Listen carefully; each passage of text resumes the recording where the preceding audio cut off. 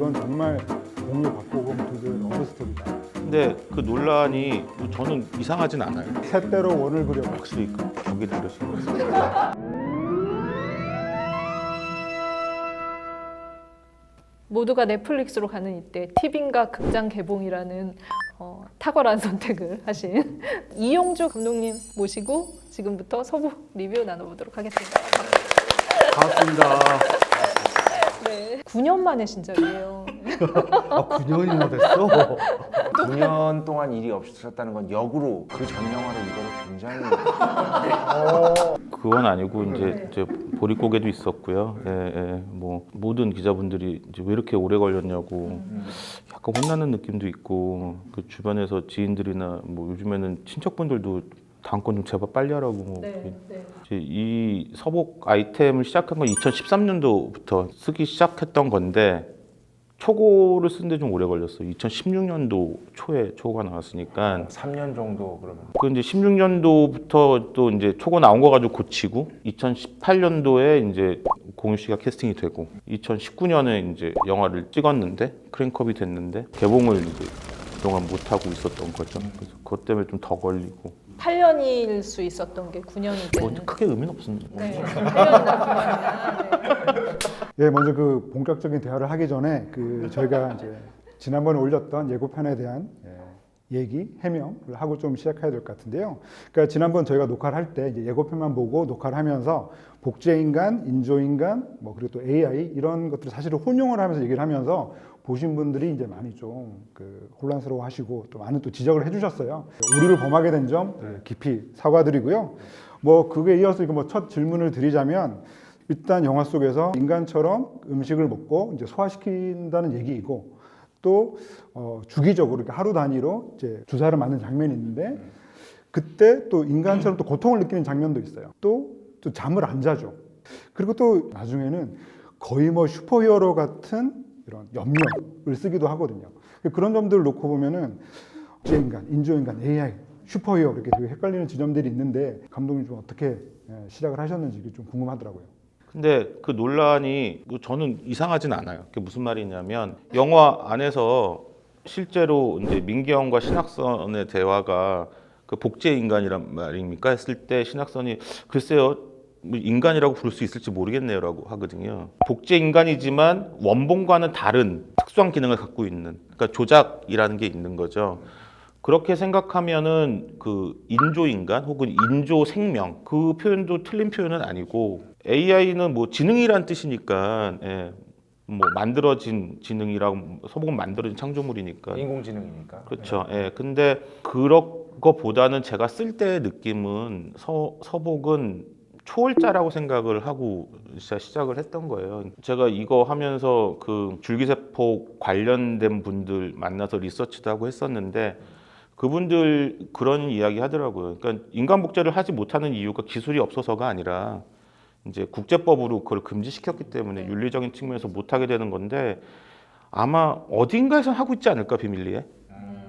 자기들은 충분히 그럴 수 있다고 생각한다. 심지어 여기 막 돌아다니고 있는 거 아니에요?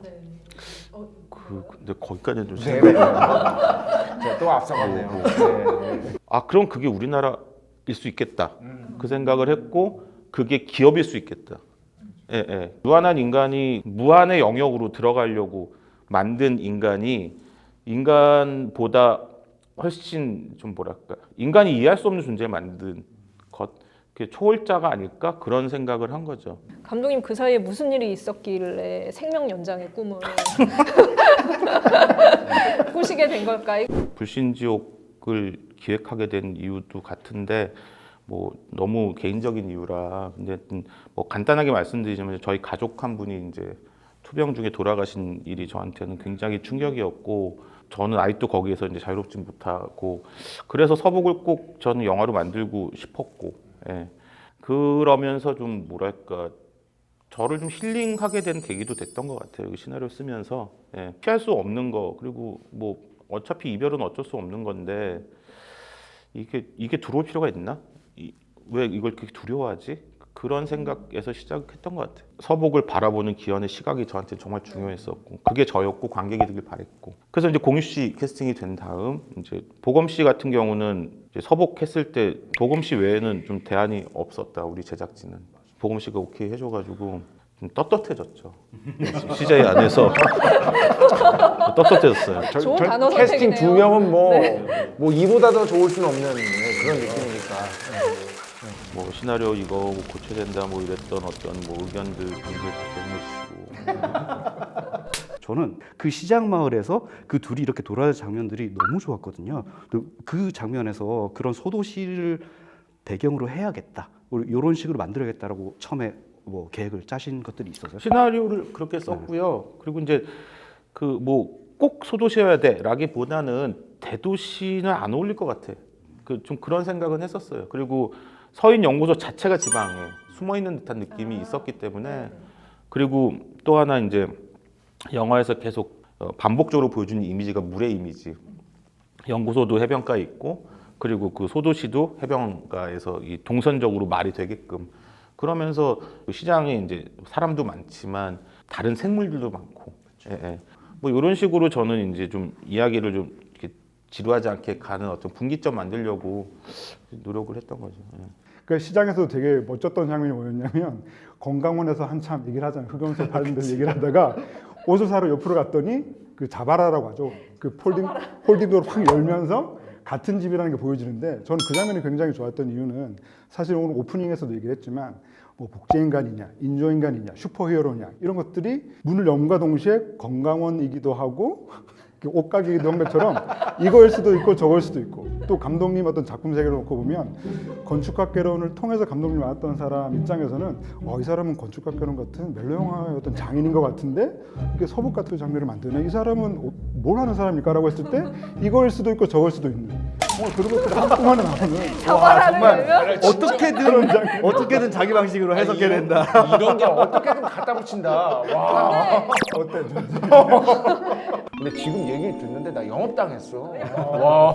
근데 진짜 우리 이 세 사람이 그 시사를 보고 난 다음에 입을 모아서 했던 얘기가 이건 정말 공유 박보검 두 배우의 러브 스토리다. 그런 얘기를 했거든요.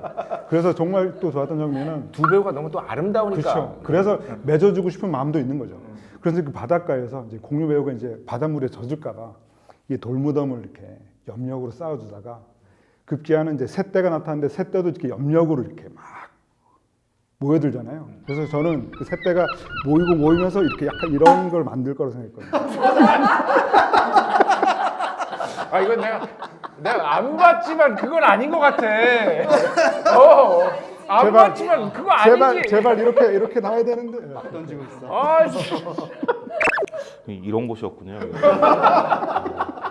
그런 생각은 안 해봤습니다. 이 작품이랑 맞닿아 있는 그 영화를 보고 나서 제일 먼저 떠오른 영화가 사실은 불신지옥이었어요. 불신지옥의 그 소진이라는 인물은 진짜 어떻게 보면 사람들이 가지고 있는 탐욕이나 아니면은 자기를 위한 어떤 이기적인 생각으로 이 아이를 이용하는 거잖아요. 그리고 이 작품에서 서복도 같은 위치에 처해 있는 게 아닐까? 필요가 없으면 파기까지 할 수 있는 상황까지 가는 그런 것들이 감독님이 그 두 작품을 통해서 장르는 다르지만 계속 꾸준히 뭔가 보여주려고 하고 있다라는 생각. 네.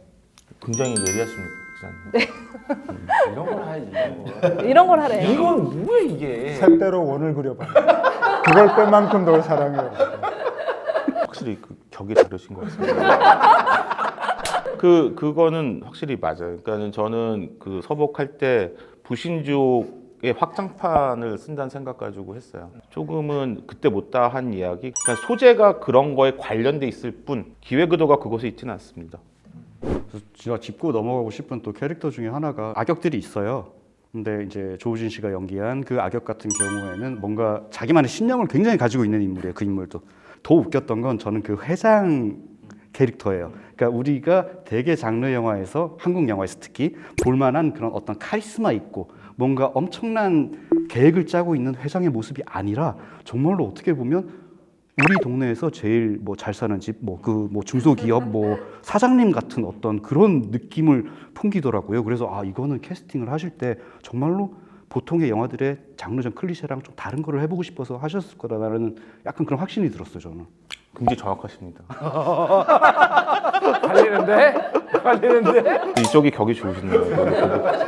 정확한 지적이신 게 드라마나 영화에서 나오는 회장님이 너무 좀 이미지가 클리셰적으로 굳어져 있는 게 싫어서 뭐 그룹 총수라고 해도 사람이잖아요. 예, 일부러 그래서 제가 그 김재권 선생님은 옛날에 악마를 보았다. 나 장진 감독님 영화에 출연했을 때 항상 염두하고 있다가 딱 좋겠다 해가지고 연락 드려서 캐스팅했고 선생님께도 그런 느낌이다. 대신 이제 거칠 거 없고 그러면서 약간 좀 옛날 단어 쓰는 뭐 그런 식으로 이제 시나리오를 썼고요.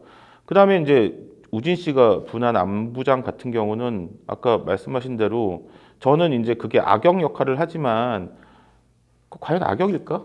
사람이 죽지 않으면 인류가 멸망한다. 그렇기 때문에 제거해야 된다. 그게 사실 욕할 수 있나? 인류의 안위를 위해서 분투하시는 공무원이라고 생각을 했고 이제 그게 이제 서복을 바라보는 시선들이거든요. 그러니까 기어는 내 목숨이 너한테 달려 있거든.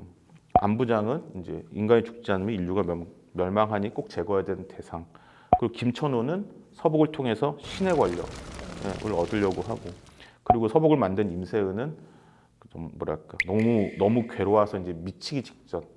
저는 그렇게 생각하고 캐릭터를 이제 내려갔어요. 네.